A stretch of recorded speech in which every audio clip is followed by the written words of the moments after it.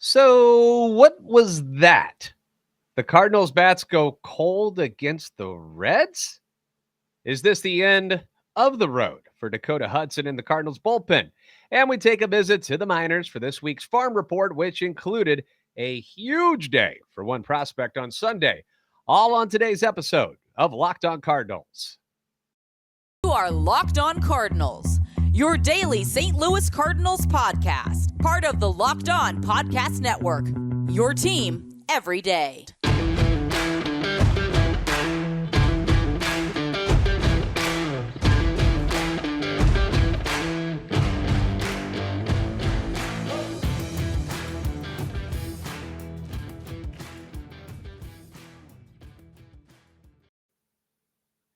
Hey there, Cardinals fans. It is JD Haffern. I am a national radio sports anchor, born and raised in the Lou, a lifetime Cardinals fan, and I am your host for Locked On Cardinals, part of the Locked On Podcast Network, covering your team every day.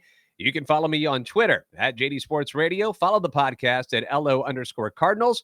I want to thank those of you who make Locked On Cardinals your first listen every day. We are free and available wherever you get podcasts. Subscribe on iTunes, Spotify, Google Podcast. On YouTube, be sure to like and subscribe and comment so you can interact with us. This is a show serving Cardinal Nation and giving the best fans in baseball all of the info about the birds on the bat. Today's episode is brought to you by BetOnline. BetOnline has you covered this season with more props, odds, and lines than ever before. BetOnline, where the game starts. So where should we start today? What do you guys think? Obviously, we got to talk about last night's fiasco. Things didn't quite go the way that we thought they would. I mean, let's baseball, man. You got to take the good with the bad in the sport of baseball. When you play this many games in a season, you're bound to have a few that just plain out stink. And that's what we got on Tuesday night at Great American Ballpark in Cincinnati.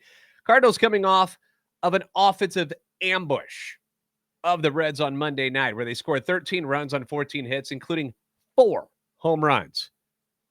Last night, they could only muster 4 total hits. The bat somehow went Frosty the Snowman cold against the starting pitcher who had an ERA over 5 coming into the contest. Dakota Hudson, who pitched so well in Chicago just a few days ago, was making a bid to remain a part of this rotation moving forward, where the idea of even expanding to a 6-man rotation has been teased by manager Ollie Marmol. He's talked about it. He's saying, hey, Dakota, you do good. Why not go 6? That way we can get some of these guys like a Michaelis, a Wainwright, who have been there the whole year, get them some rest. But let's take a look at what we have here from yesterday's very disappointing 5-1 loss. The boys face Reds right-hander Justin Dunn, who was 1-2 coming into the game, and he got the boys to go 1-2-3 in the first inning. And in the bottom half, we get a leadoff walk on 5 pitches from Hudson to Jonathan India, which is cringeworthy. You know how I hate walks. Leadoff walks are even worse.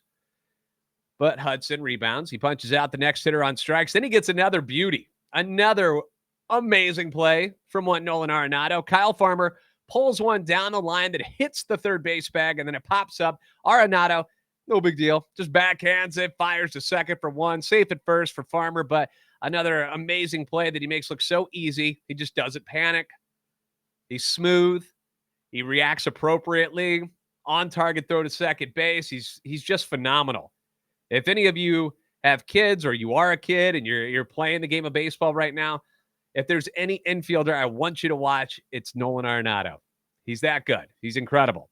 Hudson strikes out the next guy, so no damage done. But I wanted to highlight that play by Nolan because it was special. Because hitting the base and then having to react like that, that's crazy. Second inning with 2 outs, Pujols gets hit by a pitch. Second time he's been hit by a pitch in the series. Dickerson continues his tour in August in singles, but Yachty continues his frigid month and flies out to strand them. Top of the third, Tommy Tink shot. Edman unleashes the fury again to lead off the inning, smoking a 3-1 fastball into the right field moon deck area to give the Cards a 1-0 lead. Tommy's 11th of the year and 3rd in the last 2 weeks. And this was a no-doubter off the bat of Edman, traveling 427 feet. Not sure if he's just swinging harder recently. kind of like Corey Dickerson's been doing, but Tommy's been showing some extra pop recently, that's for sure. Bottom of the third is when Hudson gets into trouble, gives up a leadoff single to Lopez, and then former Cardinal catcher Austin Romine steps into the box. And we all learned during his time with the Cardinals this year that Romine is not a very good hitter. He's a veteran defensive-minded catcher. That's his role. That's what he's good at. Hitting, not so much. 11 games with St. Louis, he hit a whopping 154 with 0 home runs and 0 RBIs. Not exactly a threat up there at the plate. But on this night, the baseball gods shined upon him and decided Austin Romine deserves some love. So he smacks a 2-2 slider that wasn't even a bad pitch. Credit to Hudson on this one. That's exactly where he wanted to put it. Low and away, the very edge of the strike zone. It was a great pitch. And Romine just takes it that way. Hits it over the right center field wall. 2-run shot. Just, you got to shake your head at it and go, hey, things happen. If Austin Romine is hitting home runs off of you, though, maybe it's just not going to be your night, Cardinals. Makes the score 2-1 Reds, and then the Reds just start finding holes. Next hitter, India, singles to center. Jake Fraley pokes one down the line in left field that just tails away from Dickerson, lands just inside the foul line, RBI double, 3-1. Farmer then chops one to the second base area that just sneaks through into the outfield. Not hit hard whatsoever. Scores Fraley. It's 4-1. Again, none of these balls, besides the Romine home run, were hit all that hard. They just found openings. It happens. And if I had a complaint for Hudson on this stuff, it was the fact that he was just missing over the plate. On the balls that the Reds put into play, he was simply getting too much of the plate. And give the Reds hitters some credit. Just give them some credit, man. They took advantage. They put the ball in play, and it found holes. That's why striking out is such a for me, because so many things can happen if you just put the ball in play. But if you strike out, you don't get a chance for things to happen, like the ball hitting third base. Stuff like that. The same thing happened to Miles Michaelis the night before. Early on, he's hitting corners, but when he missed over the plate, the Reds ripped him for 3 home runs, and that would be the end of you. So 3 runs is what the lead is at Great American Ballpark. So hardly a safe lead for the Reds here, right? We go to the top of 4. Leadoff single by Arenado brings in Tyler O'Neill, who rips one to shortstop. 6-4-3 double play on the speedy O'Neill. It's not easy to turn 2 on him. That's how hard he hit the ball, and that's how quick they turned it. Albert pops out. Inning's over. Fast forward to the top of the 5th. The Reds have to change pitchers. Justin Dunn, who was throwing well, developed some tightness in his throwing shoulder. So the Reds bring in Derek Law. Who? Who is this guy? Derek Law? 32-year-old veteran. He was at AAA. The team had designated Ross Detweiler, who the night before gave up the Pujols home run, and they designated him for assignment. So Law is in. Gets the Cards 1-2-3. Bottom of the 5th, more trouble for Hudson. 3 straight singles to start the inning, including a lucky one by Farmer. I mentioned it. Puts it in play. Taps it down the third baseline. Again, it hits the base. The second time it's hit the third base bag. Arenado can't corral it this time around. He's only human. Again, it was just one of those days at the ballpark, man. Bases loaded, nobody out. Hudson gets the ground ball to short for the double play, but another run scores. 5-1 Reds. And that's when Alec came and got him. Jake Woodford comes in to finish the inning, and inevitably the game, as the rest of this one was, to be blunt, pretty darn boring. Kind of a snooze fest. The Cardinals get just one more hit. One hit. The rest of the way, the Reds just 2.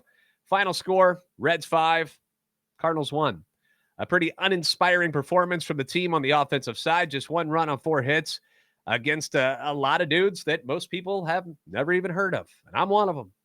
And in one of the most hitter-friendly ballparks in the league.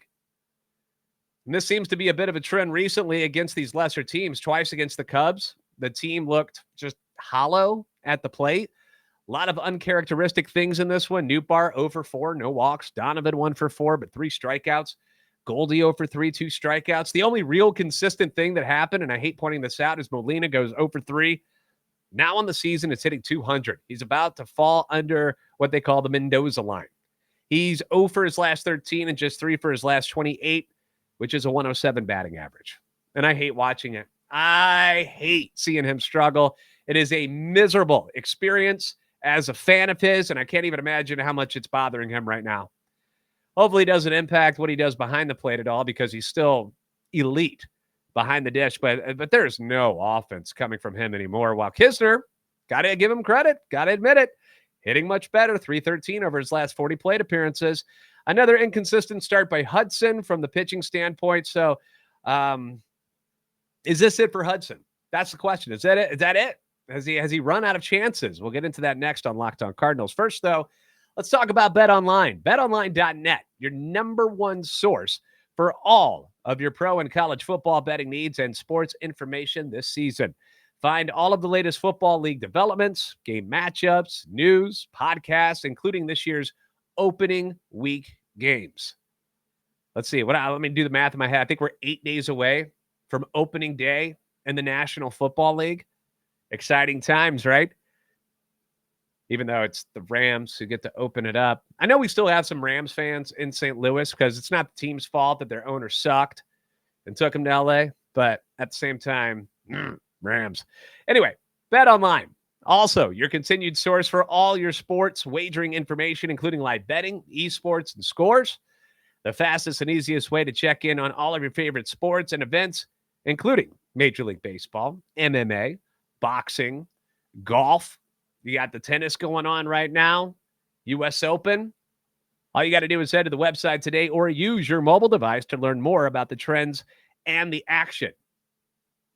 Maybe put some money on the Cardinals tonight against the Reds. I'm going to tell you why that might be a good idea tonight a little bit later. But BetOnline, make sure you stop by. It's where the game starts. So Dakota Hudson, final line last night. 4 2/3, 5 runs, 9 hits, 1 walk, 2 strikeouts, and the 1 home run by Austin Romine. I'm sorry. I can't not laugh at it.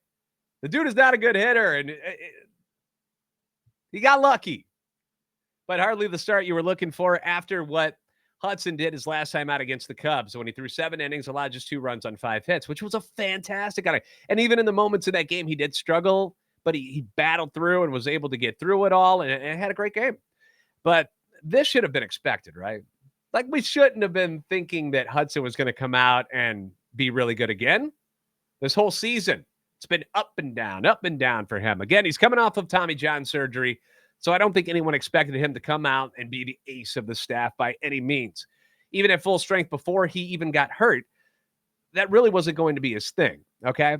He's a number 3 in a rotation at best, but destined for the back of the rotation work. So a 4 and a 5. But what you were really hoping for is to finally get some consistency. And maybe he's just tired. Could be a thing too. Coming off surgery, not pitching last year. It's to be expected, right?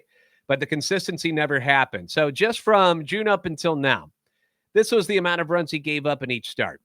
1, 1, 6, 2, 5, 3. That's the month of June. It's not so bad other than that 6 and that 5. July, 6, 0, 4, 2. And then in August, it's a 3, 2, 4, 2, 5. And you're like, dude, well, that doesn't sound so horrible. But here's where the problem comes. It's his innings. The innings is really bad here. Started off June really, really well. He had 3 straight games of pitching 7 innings. But then we go 5 innings, 4 1/3.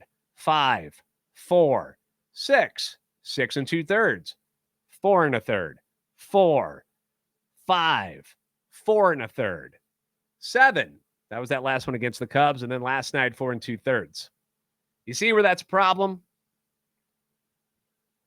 It's not good. It's not good at all. It's bad for the bullpen. It just wears everybody out. 24 starts this year. He's 7-7 with an ERA of 4.43. But since July, he's just 1-2. His ERA, 5.45. And for a playoff team with World Series aspirations, it's got to be better than that. Now, Hudson is still 27. All right. He's not some washed up veteran and it's over. He can come back next year, be consistent. Clearly, he's got stuff that gets major league hitters out. His sinker can be phenomenal when he can throw it accurately. But in my opinion, it's time to turn the page this season. I don't want him out there anymore. You've got Jack Flaherty making what we assume will be his final rehab start at Springfield tonight. He's going to be throwing with no limits and targeting September 5th as his return to the rotation date. Now, if something happens there and Flaherty can't go, he's not ready, gets hurt again, heaven forbid, then it's got to be Jake Woodford. It's got to be his job moving forward, right? Derek Gould from the Post-Dispatch wrote a piece that went up today about what Woodford's future is, and Ali Marmol said this about him in the article, quote, I see Woody a couple of different ways. He can still provide you length if your starter doesn't do their job early, Hudson, but he can also be a down one run, 2-run guy, and give you 2 to get you and keep you in the game. On nights that Palante is down, I think Woody can clearly fill that role. The frustrations with Hudson, they're warranted. All right. And I get them all the time. I get the comments and I get the tweets and everything. People are fed up with the Cardinals giving Hudson chances this year. I don't want to hit the abort button and eject him from this team or anything like that. I just think at this point in the season, we're going to be in September tomorrow, that you can't waste these starts and have something backfire with Hudson on the mound. He goes 3 innings or 4 innings, and then you've got to use like 3 different pitchers to get through it. I don't want to see that anymore. And just about every person who's contacted me doesn't want to see it either. And they say it in very powerful ways in these comments and stuff. And I get it. I get your frustration. So we'll have to wait and see what goes on with Flaherty. All right. If he does good tonight, September 5th, that'll be the date, I think. And then you'll have Jack Flaherty in the rotation. You don't have to worry about it anymore. Woodford can be another long guy with Palante out of the bullpen. Or if they do decide to go to that 6-man rotation, Woodford can make the spot start like they have that doubleheader coming up. That could be his game. But we'll have to wait and see who claims that 5th spot the next time it comes around. It's going to, be up to Ali and everybody to decide who they think deserves it. All right, let's turn our attention to the minor leagues. How about we do that for a moment here? Our weekly farm report, obviously the big news, as I mentioned over and over just a moment ago, Jack Flaherty making his start tonight, so we hope good things there. And I believe, by the way, that game is free tonight on MLB.tv if you want to watch it. So maybe you could bring Jack some good luck tonight by tuning in. Top prospect Jordan Walker, we always start with him because he's awesome. He's at AA Springfield still last week, 6 for 22. 1 home run, 3 RBIs. His line on the season right now, 307, 17 home runs, and 58 RBIs. Number 2 prospect, Masyn Winn, the shortstop. I was getting comments from people yesterday who said, we want Masyn Winn up. Well, that's not going to happen this year, but I don't know. Maybe he makes it out of camp next year. We'll see. But anyway, he's at AA Springfield still. 3 straight games where he recorded 2 hits in each of them. He had 7 hits overall this week in 20 at-bats, hitting 1 home run. He drove in 6. He swiped a bag. Now hitting .261 since he's been called up to AA. Has 11 home runs, 43 RBIs, and 22 stolen bases. So good stuff there. Number 4 prospect. Let's go to Matthew Liberatore. He's at AAA Memphis. Pitched last night, actually, through 6 innings, allowing 1 run, 5 hits. Added 6 punchies there. So a nice start for him. He's another guy. He's got kind of that Hudson thing going on where really good one day, and then he crashes the next one. So you're looking for consistency out of Liberatore as well. Number 5 prospect, Alec Burleson, AAA Memphis is where he's at. Big day last Wednesday. He went 3 for 4 with 2 ribbies and 3-run score. Rest of the week, kind of quiet, 5 for 17, 3 RBIs total, no dingers. But he's had a good season and possibly gets called up at some point, maybe in September, but I don't know. There's really not a lot of room for him in the outfield right now. How about a guy we haven't really talked about on this podcast much? The number 6 prospect for the Cardinals, Tink, the pitcher. All right, so he's at Palm Beach. That's A-ball. And he threw last Wednesday, 4 innings, 0 runs, 3 hits, 4 punchies. On the season, he's 0-1, but you're going to like these stats. You guys ready? Oh, it's good. 1.62 ERA, 71 strikeouts in 44 1/3. Only 12 walks. I like it. And he's got a cool name, Tink. That's fun. So he'll be moving on up at some point, I'm sure, whether he makes it to AA this year. I don't know. There's really no need to rush him or anything, but clearly he's got stuff and is dominating at Palm Beach. Quick shout out to LJ Jones, High A, Peoria, Illinois. Shout out to Peoria, Illinois, by the way. I used to work there for a while, rocking the Mudvayne shirt today, who was from Peoria, Illinois, one of my favorite metal bands. LJ Jones at Peoria, not a top 30 prospect, so don't freak out, but had a hell of a day on Sunday. He homered, doubled 3 times, and drove in 8 runs in a rain-shortened game. They won it 14-1 over Beloit. The doubles and RBI set career highs for the 2020 fifth-round draft pick. 8 RBIs tied a Chiefs singles game record. And Jones has now driven in a total of 57 runs in 91 games this season. So, LJ Jones, attaboy. Way to have a game. The big club will finish things up in Cincinnati tonight before heading back home. You've got 2 lefties, starting with Jose Quintana on the bump for the good guys against Mike Minor for the Redlegs. Now, we were talking about BetOnline earlier and why I think you should put money on the Cardinals tonight, because Mike Minor has just been thrashed by the Cardinals in his career. And I expect a lot of offense in this one for the Cardinals, because not only do I think they feel pretty silly about not showing up last night, I think they're going to come out clobbering tonight against the lefty who they've beat up on a lot over the years, including his last outing against them in July. They torched him for 5 runs on 8 hits, 2 home runs, and just 4 innings of work. That was the same game that, unfortunately, Steven Matz got hurt, but it was at Great American Ballpark last time in July. Do it again, boys. Do it again. Just unleash the fury, as I like to call it. No mercy. First pitch tonight, 5:40 St. Louis time. Thanks again for making Locked On Cardinals your first listen every day. Now for your second listen, go check out the Ultimate Pro Football Preview 2022. It's an 8-episode extravaganza to get you ready for the NFL season. I mentioned we're only 8 days away from that first game. It'll be the Rams and Bills. The local team experts of the Locked On Podcast Network, plus a betting angle from Lee Sterling of Locked On Bets, all combining into one ultimate NFL preview. I'm hoping for good things for my Green Bay Packers this year. Search for Ultimate Pro Football Preview 2022 on your Odyssey app, YouTube, or wherever you get your podcasts. As always, be sure to like and subscribe on YouTube. The numbers continue to climb. You guys rock, man. Keep it up.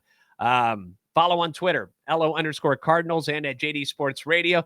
You guys are the best fans in baseball for a reason, and I will see you next time right here on Locked On Cardinals.